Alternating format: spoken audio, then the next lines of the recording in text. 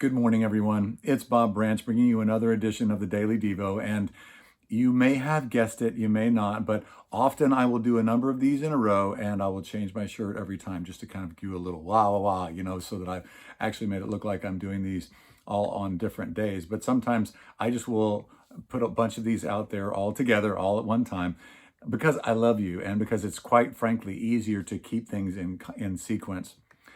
As I've been thinking about and praying about this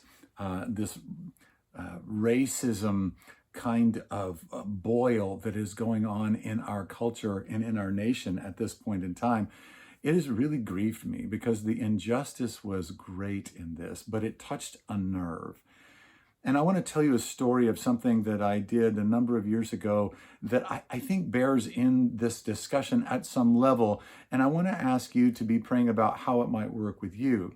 I was in the maritime provinces of Canada, that is New Brunswick and Nova Scotia, and that area just east of Maine, which a lot of times Americans don't even know that there's anything east of Maine, but there's a bunch of Canada east of Maine. I was up there doing some meetings and speaking at some meetings and some conferences years ago, and I was speaking at one conference. It was all me. I was the only speaker, and I was talking about spiritual warfare. And it was at one point in time that I believe that the Lord kind of prompted me to do a little bit of research on what it was in St. John, New Brunswick that caused St. John to be born as a city. And I realized that in my research that I was from Massachusetts, I was coming up there, and the reality was that a lot of people that were loyal to the crown during the American Revolution left the states, left the colonies, and went north into Canada and established that city. They left their farms and their businesses and family members and different things like that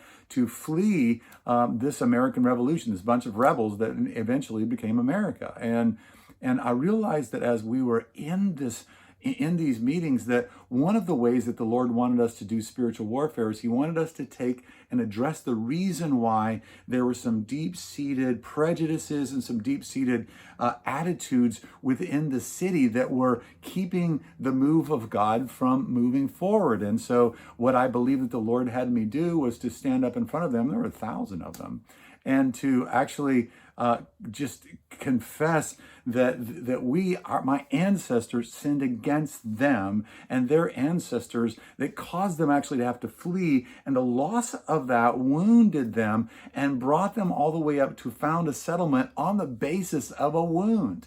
And as I actually asked them, to have, and they actually kind of sent the guy that pastors all the pastors in the city, guy that doesn't pastor a giant church, but he is the pastor of pastors there. And he came up on stage with me, and I confessed and just humbled myself with him. We started crying uncontrollably because God was doing something there. And as we cried and prayed, it was like a tear fest in the whole building, that all of us were, as we were doing this reconciliation business, like I talked about yesterday, that we are in the business of reconciliation, that sometimes these wounds are very old. And these wounds need to be addressed at some level for us to be able to help work through them. And so I wonder, in this discussion of what's going on in our society at this point in time with racism, if there isn't part of that we need to address as well. And so my hope is that we can address some of these things together. Pastor Chuck Patman and I can address some of these things together, but I'm not afraid of being able to work for reconciliation and to work to bury some of these things permanently instead of just kind of gloss them over. I want to ask you to think and to pray about how that might apply with what is going on in our country, and perhaps what you and I need to do in terms of praying, and then reaching out and establishing friendships with people that we perhaps don't know yet, people that we're might have been uncomfortable or even uncomfortable establishing a friendship with, but we know that this is God, that these are brothers and sisters, and that we need to reach out to them and become friends, not just kind of do the cosmetic thing, but to do the things that deal with the roots of what's going on.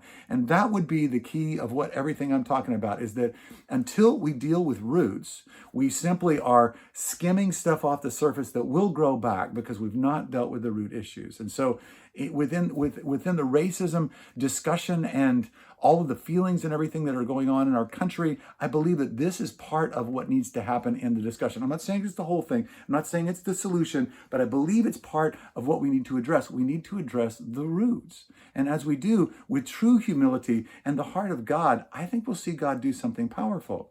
So I offer that to you this morning as something to reflect on and something to think about. I could proof text it, but I really kind of want to give you just the more, these are kind of the weapons of our warfare are not worldly. They're not the way that the world would go about this. It's not politic, it's humility, that you humble yourself, God releases grace. That's the way that this works. It's a very powerful process, a very powerful principle that God is, I believe, hardwired into creation. You humble yourself, grace is released from human beings and from God. And I think that we need some of that at this point in time. So I offer that to you this morning. Please think about that. And then we'll get back on track with the Lord's Supper. But I felt like I needed to bring this to your attention and ask you to think and to pray about it with me. Until next time, I love you.